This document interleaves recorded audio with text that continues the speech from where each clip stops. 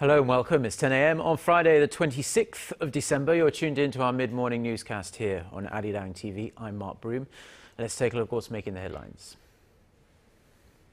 The Korean government moves to reassure the public that a recent string of cyber attacks on the state-run nuclear power operator will not cause any malfunction at any nuclear reactors.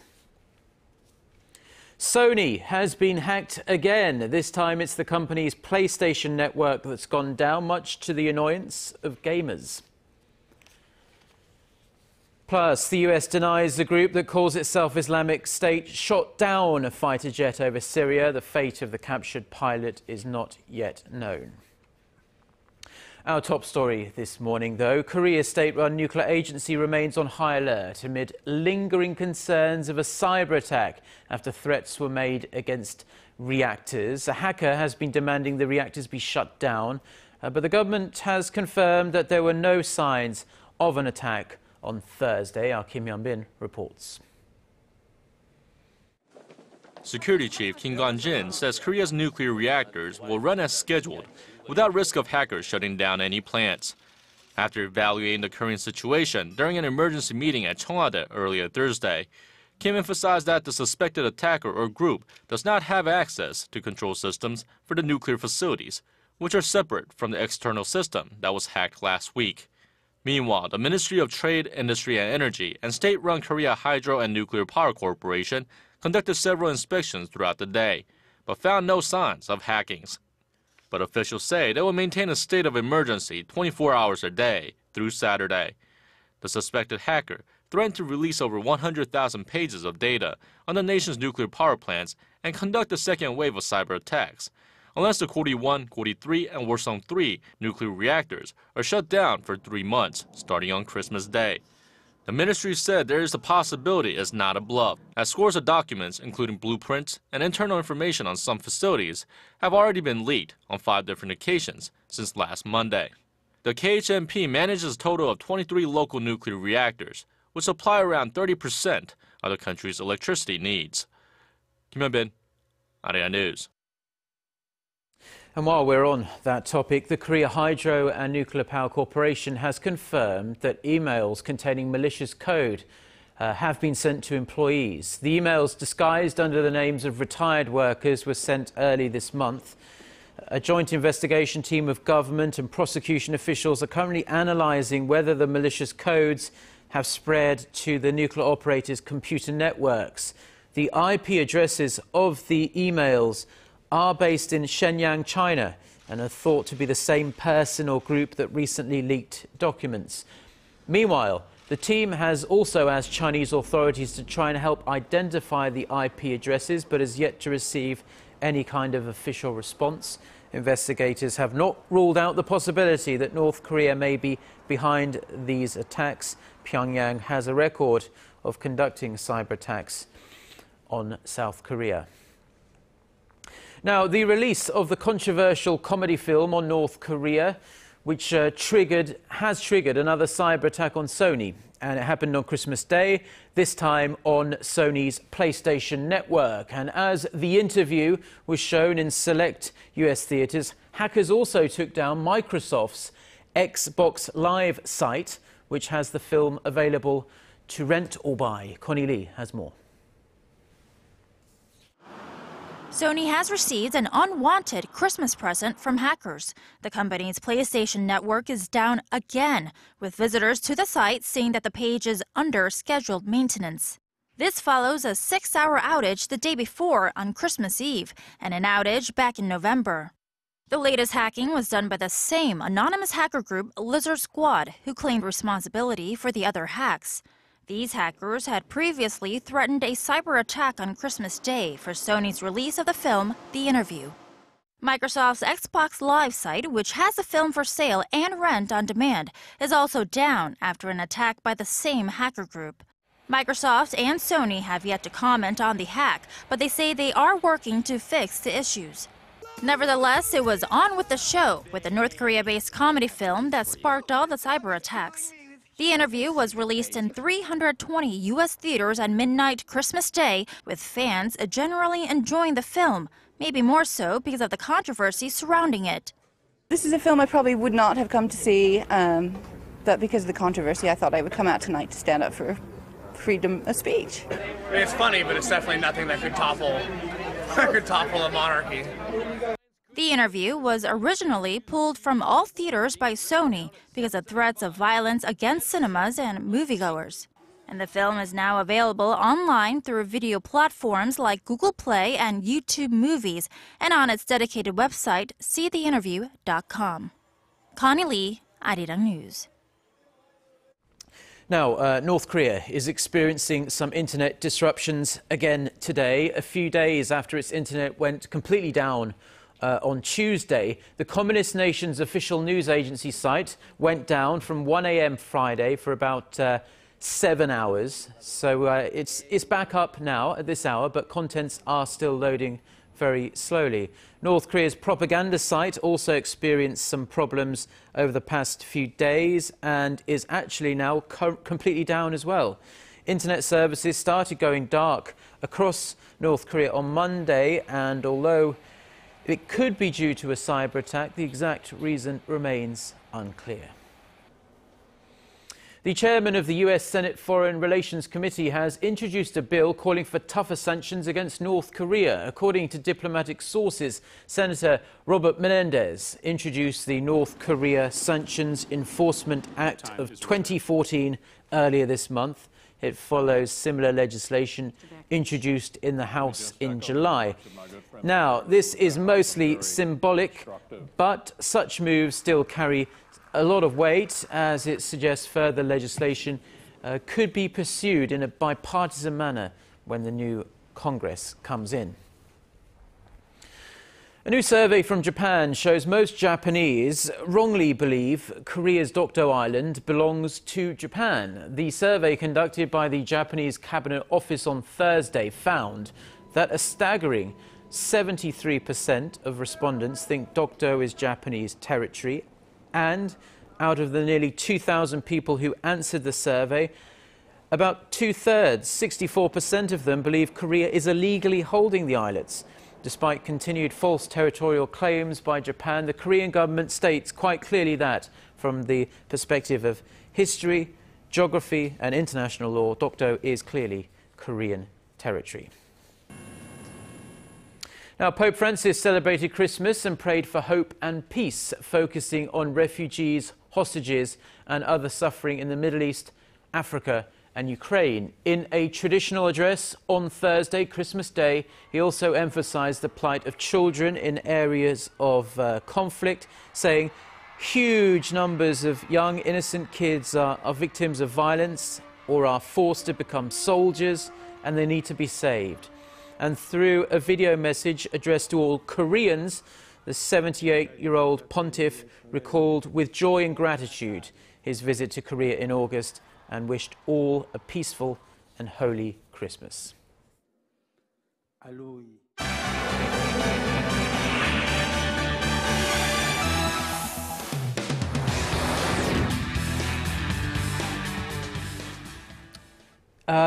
Now, a pilot from Jordan is being held captive by Islamic State militants after his warplane came down in Syria. This is the first such case of a foreign military member falling into the hands of these extremists since the US-led coalition began airstrikes on the group a few months ago. For more on this, we're going to connect live to our Son Jong-in, standing by for us at the news centre. So, Jong-in, do we know the current state of the pilot? Well, Mark, unfortunately, there has been no contact with the pilot or the captor since Wednesday when he was taken while on a coalition bombing mission. The family of the pilot, who is identified as Safi Al-Kasasbe, appealed for his release, saying that he's just a soldier who is following orders and has no authority. The appeal came after images of the pilot emerged on the internet by the group, showing him taken from a lake surrounded by militants. Yeah, we can see that picture there now. So the extremists said they had shot down this pilot's plane, but US defense officials are just flat out rejecting that claim. That's right. It was originally thought that the F-16 fighter jet had been downed by IS forces with an anti-aircraft missile over their Syrian stronghold of Raqqa. But the U.S. Central Command said in a statement that the group did not down the aircraft, adding that the cause of the crash was unknown. Meanwhile, Jordanian parliament threatened that the militants and its supporters would face grave consequences if they harmed him. Jordan is one of several nations helping the U.S. and other Western nations destroy the Islamic State militants. Well, certainly isn't looking good for that pilot there. Now over to Russia now, and President Vladimir Putin has taken a very drastic measure, you could say, to try and boost his country's ailing economy. Yes, well, ironically, on Christmas Day, Putin delivered some bad news for government ministers that he had decided to scrap their New Year's holiday vacation. Speaking in a televised government meeting on Thursday, the president said that they cannot afford the extensive holiday celebrated from January 1st to 12th, at least this year. The move comes as the country is being battered by low oil prices and Western sanctions, with the ruble falling sharply over the recent period. And the forecasts that the country is set to enter recession next year for the first time in 6 years forced Putin to take a firm stance. Also, in an unprecedented way, Putin admitted that the current economic slowdown was not only caused by external factors, but also by internal problems and the mistakes made from the government. It was a change in tone from just a week ago when he largely blamed the West for Russia's situation. He said they have been making efforts to change the structure of the economy to refine it and make it more innovative, but acknowledged that their effort was not enough, saying that it was the result of their own shortcomings that have piled up over the years. Yes, quite an admission there by President Putin. Well, thank you for your updates, Jung-in, and we'll see you with the latest on our next newscast at noon Korea time.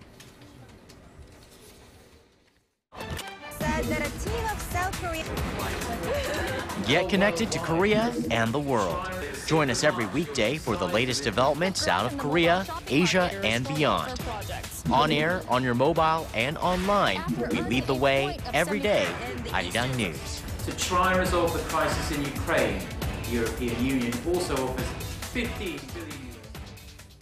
Now, a three-person consultative group made up of Korea's Prime Minister and the country's two deputy Prime Ministers is going to be formed. According to a government official, Prime Minister Jung Hong-won proposed the formation of such a group in order to deal with national agendas, and the two deputy prime ministers, one who looks after economic affairs and the other who looks after social affairs, responded positively to his suggestion. Now, they're scheduled to meet next week to discuss various state affairs and how to manage this three-person group. The official added that the group is expected to bring about cooperation between ministries on state issues and policies.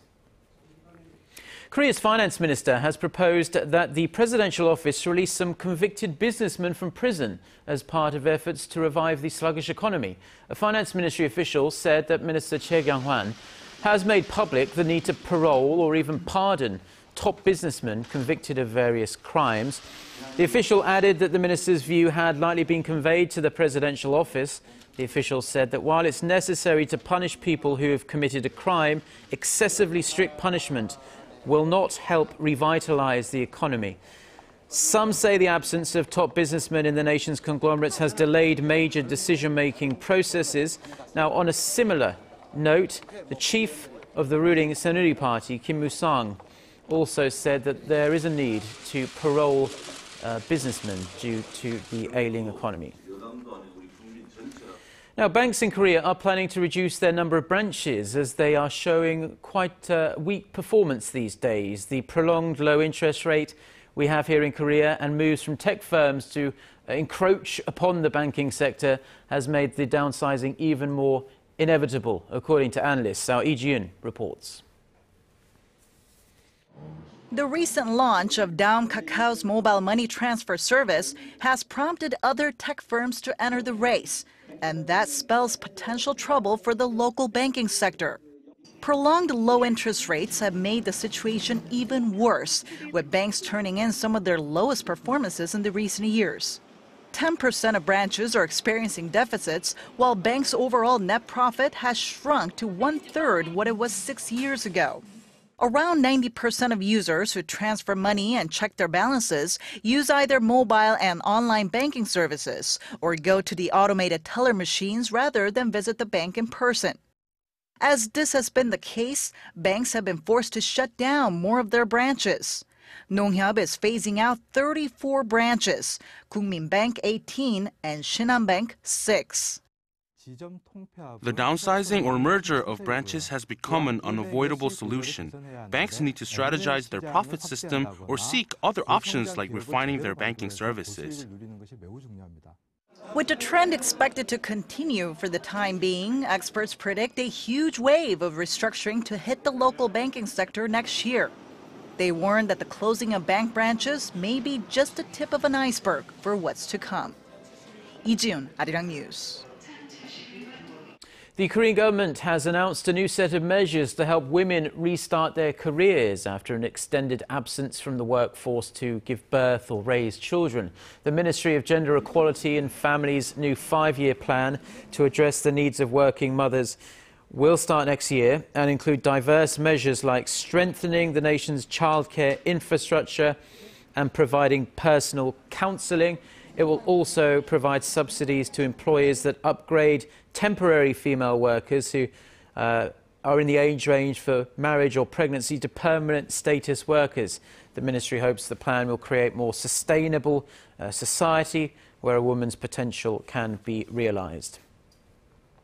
Korea's international balance of payments in the culture and leisure sectors for this year is expected to be in the black for the first time in 12 years. The Bank of Korea says the nation raked in $767 million from January to October, topping last year's record high of some $740 million.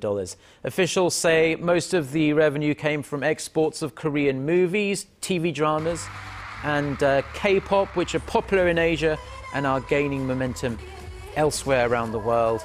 Korea's export revenue in the cultural industry has increased more than 20-fold in just the past 10 years. Now to quite a stunning technological development. Researchers in the United States have developed a set of robotic arms that are controlled by the mind of the amputee patient wearing them. Kwon So-ah reports. Robotic arms for amputee patients may sound like something from a science fiction movie, but it is now a reality thanks to a group of U.S. scientists. This is great news for Leslie Baugh, who lost both his arms in a tragic electrical accident 40 years ago. He never thought he'd be moving his own arms again. But that's changed thanks to researchers at the Johns Hopkins University Applied Physics Laboratory and their breakthrough with mind-controlled prosthetic limbs. Simple things like that most people never think of. And it's re-available to me. Researchers say the neurally controlled arms are hooked up to existing nerves and designed to move freely, almost matching the range of movement of a natural limb. Advanced algorithm that really looks at high-density electrode arrays on the chest muscles, which we've reinnervated, that looks at the almost signature symphony of muscle activity information, and we take that information and translate that to actual movements within a prosthetic. Scientists believe this is just the beginning for future developments in the field and expect phenomenal advancements over the next 5 to 10 years. It's not just the accomplishment, but the opening of frontiers and realizing that there's so much more to learn. The research is called Revolutionizing Prosthetics Program and is funded by the Defense Advanced Research Projects Agency. Kwon So-ah, ARIRANG News.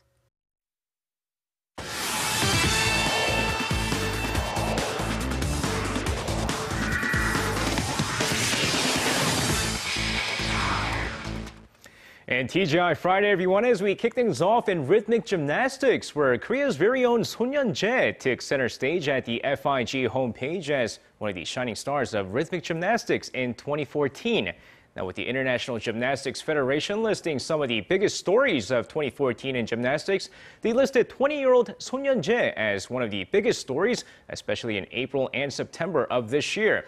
The article stated that she made Korean history when she won 4 of 5 gold medals at the Lisbon World Cup in April and also won Korea's first ever medal at the World Championships when she took bronze in the hoop competition, followed by Korea's first gold medal at the Incheon Asian Games in September. And now shifting over to baseball, this time where the average salary in the Korea Baseball Organization was revealed, showing an increase from last season. Now, according to a report issued by the KBO, the average salary in the KBO this season was 106,380,000 won, or a little more than 96,000 US dollars. But despite the average being far lower than the major leagues, it is the first time that the league's average salary broke the 100 million won mark. Now, currently, the Major Leagues averages a little more than $3.8 million, 40 times more than the KBO's average, while Japan's MPB averages just 3 times more than the KBO. Now, for athletes in the nation who need to go through the mandatory military service can still play for the military team as long as you play sports like football, baseball, ice hockey, and a few more sports. But now, they plan to add a sledding team starting in 2015. Now, with the success of the Korean bobsledding team and skeleton sledder Yoon Sung-bin, sledding teams will be added for the first time starting in 2015. An official at the Ministry of Defense stated that bobsleigh, skeleton, and luge teams will be formed in April of 2015 as the nation hopes to improve the sledding sports in preparations for the 2018 Pyeongchang Winter Games. And now finishing things off in football, where The Guardian made their list of top 100 footballers of 2014, but unfortunately no Koreans were in the list. While Real Madrid and Portuguese international Cristiano Ronaldo topped the list, with Barcelona and Argentinian international Lionel Messi at number 2, no Koreans were named in the top 100 list. But at 110th was Bayer Leverkusen's Son Heung-min, the highest ranking amongst the Asian footballers, as he currently has 11 goals so far this season. And that's going to wrap it up for me. This has been SJ. Have a great rest of the day and see you guys again for your sports needs.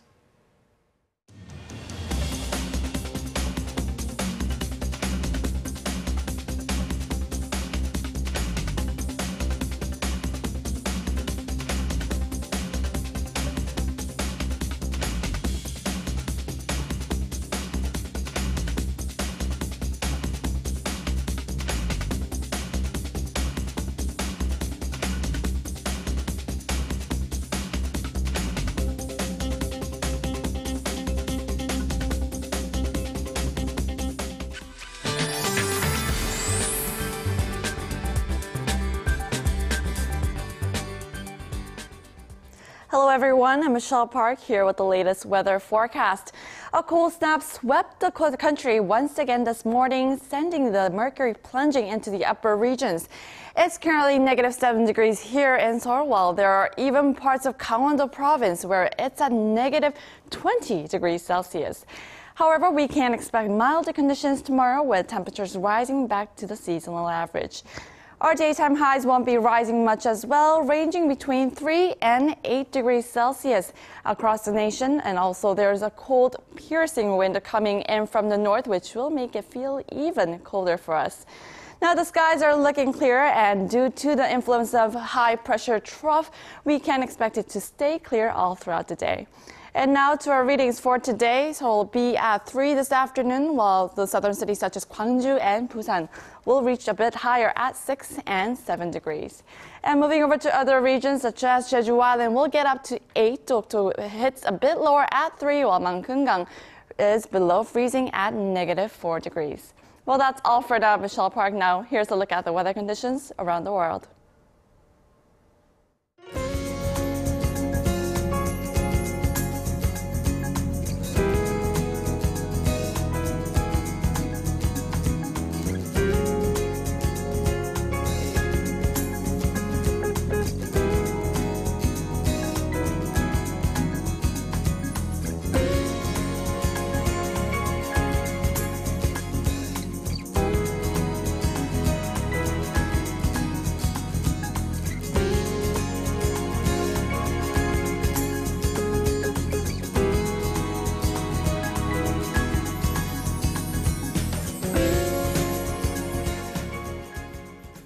Well, that's all we have for now. There are plenty more stories online, so Make sure you check it out. And we'll be back at noon Korea time with our next newscast. Until then, goodbye.